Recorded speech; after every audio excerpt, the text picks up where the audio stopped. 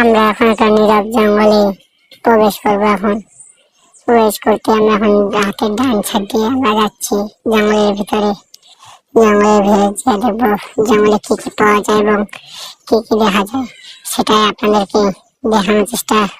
জঙ্গলে ঢুকে আমরা চারিপাশটা দেখতেছি ভালোভাবে। চারিপাশটা এত জঙ্গল যে ভয়াবহ লাগতেছে যে জঙ্গলের ভিতরে ঢোকা কঠিন। আমরা একটু জুম করে দেখলাম জঙ্গলের চারিপাশে এত যে আমাদের হাতে একটা লাঠি লাগবে। তাই লাঠি আনতে গেলাম। একটা যে আশেপাশে দেখতে জাঙ্গের কাছে গেলাম আর লাঠি আনতে গিয়ে লাঠিও ভাঙে না।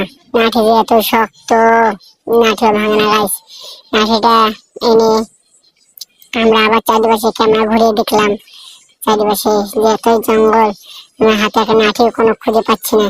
তারপর আমার ক্যামেরাম্যান একটা লাঠি ভেঙে দিল। ক্যামেরাম্যান আমাকে একটা লাঠি ভেঙে দিল। লাঠিটা দেখছেন, লাঠিটা আশেপাশে মানে আমি ট্রাই করতে দেখতেছিলাম। ক্যামেরাম্যানকে আমি মোবাইলটা দিলাম আমার ক্যামেরাম্যানকে আমি একটা শট দিয়ে চাইলাম। ক্যামেরাম্যান খালি ভুল ভাল কথা বলতেছে, সেগুলোই আপনার না শুনলে চলবে। চলুন গাইস, এখন আমরা জঙ্গলের ভিতরে প্রবেশ করবো। আমার প্যান্ট আমি উঁচা করে নিলাম। সাপটা না কামড় দেয়। সাপটার তো কামড় আছে, নিচে জঙ্গলে অ্যানাকন্ডা আছে, কোনো কিছু আছে, ভয়ঙ্কর ভয়ঙ্কর সাপ আছে। তাও আমরা সাহস করে উপরে ঢুকতে চললাম।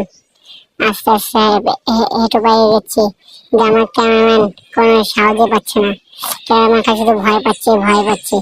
ক্যামেরাম্যান মুখে কোনো আওয়াজ না করে গাইস। আমাকে শুধু ভয় লাগতেছে। সাপ আমি পায়ের নিচে দেখতেছিলাম, যোগটা আসে নাকি। তা আমরা সাহস করে একবার একটা ফাঁকা জায়গা পেলাম, ওখানে দাঁড়িয়ে গেলাম। দাঁড়িয়ে আমরা চারপাশটা দেখতেছি। চারপাশটা এত যে ভয়াবহ লাগতেছে গাইস, আমার সামনে যে এগোবো কোনো কিছু বোঝা পাচ্ছি না। তা আমরা একটা জুম করে নিলাম। জুম করতে করতে আমরা একটা সাপের দেখা পেলাম। সাপ দেখা পেয়ে আমরা এখন ছিঁড়ে দৌড়ে আমরা এখন আমাদের গন্তব্যে পেলাম না। তাও আমরা যাইনি, তাও আমরা পিছিয়ে পড়বো না। তাও আমরা জঙ্গলের ভিতরে ঢোকার চেষ্টা করবো। তার আবার উল্টা সাইডে আমরা আবার ঢোকার চেষ্টা করবো। ভাবছিলাম খুবই ঢুকবো, একটা মনে পড়লে একটা লাঠি দরকার। আগে একটা লাঠি নিলাম। লাঠিটা হাতে নিব না জঙ্গলের ভিতরে ঢুকবো তাই কিছু বুঝতেছি না। তাও সাহস করে একটা লাঠি ভাঙলাম। লাঠিও ভাঙে না। ওই আগে লাঠিও ভেঙে গেছে, এই লাঠিও ভাঙে না। তাও কষ্ট মষ্টে ভাঙলাম। যেমন ভাঙে তা আমার ক্যামেরাম্যান আমাকে একটা শট দিয়ে ভিতরে পাঠিয়ে দিয়েছে। তা আমি দিকে ভয়াবহ অবস্থায় আমি জঙ্গলের ভিতরে ঢুকলাম। তাও গুটি পায়ে গেছিলাম। আবার গুটি পায়ে এগোতে সাহস করে একটা সাপের দেখা পাই। সাপ এমন মারতে আবার আমরা গুটি পায়ে হাঁটতে চলছি।